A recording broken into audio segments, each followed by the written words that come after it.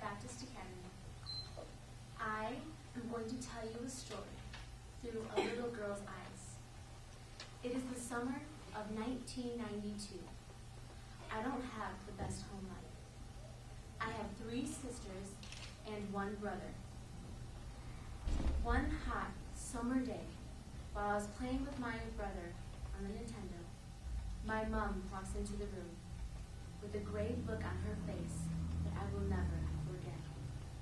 She said to me, "Daniela, you are pregnant and you are going to have a baby." I felt so scared. How could I have a child when I am still only a child myself? Later that day, I had to tell the news to my father. When I told him, he said to me, "Get out of my face. I never want to see you again." So now, I am 15, in the 7th grade. I am pregnant. I have no money and nowhere to go. And I am terrified. We live in the land of the free and the home of the brave. Our forefathers fought so that we could live a free life. But where does freedom consent to murder? They established the basic fundamentals of our laws by which we still abide today. Ever since the beginning of civilization, murder has been a crime. But as our human race has progressed, somehow murder has become acceptable. We live in a growing nation, a wealthy nation. We live in a free nation. Every human being has his or her rights clearly defined for them in the Declaration of Independence, life, liberty, and the pursuit of happiness. Life. What most people fail to realize is that life does begin at conception. The baby's heart is already beating at 21 days, beating at 70 times per minute. Life is a miraculous gift from God. Women reject this gift for many reasons, such as they don't want the responsibility of another human being put on them, or they cannot afford it, or that they're afraid that the child will interfere with their work or with school, or that they do not want to be a single parent raising this child by themselves because they are having problems with their husband or with a partner. To them, this baby would be only an inconvenience. But where does inconvenience become? There are approximately 3,700 abortions performed every day in the United States alone. 3,700 children, helpless and innocent, are violently murdered every day. And just because we ignore it, that does not mean that it is not real. And that does not mean that it is not a growing issue in today's society. But where does ignorance become murder?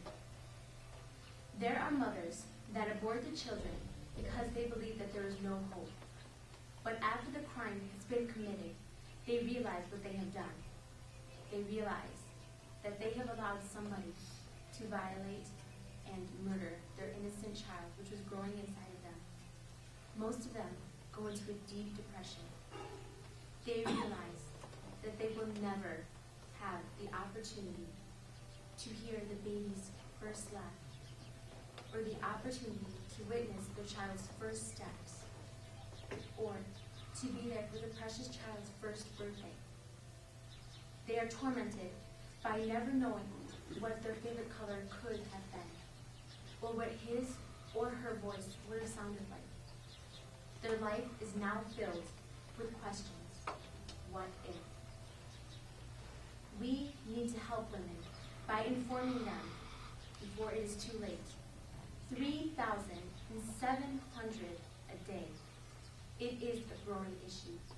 Ladies and gentlemen, we need to raise our voice and speak for them which cannot speak for themselves. The 15-year-old girl was my mother.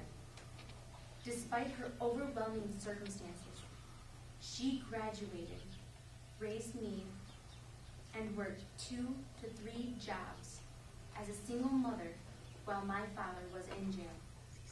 She often wondered how she was going to get money for my formula and Pampers. Oftentimes, she would have to go and collect bottles, but she did it gladly for her little girl. She had a choice, and she chose life. She did not take the easy way out by having an abortion. There are not enough words that can even begin to describe how much I love and respect my mother for her brave decision. If I would have been aborted, I would be just another number, another statistic to this world. And if I would have been aborted, I would have been just another child lost to abortion. And if I would have been aborted, I would not have the chance to see the greatest hero in my life, my mom. And if I would have been aborted, I would not have the chance tonight to tell you of this amazing woman's courage. My mother is a living testimony that there is no excuse for abortion. That no matter what your circumstances are, it is possible to raise a child. Just ask Daniela Torres.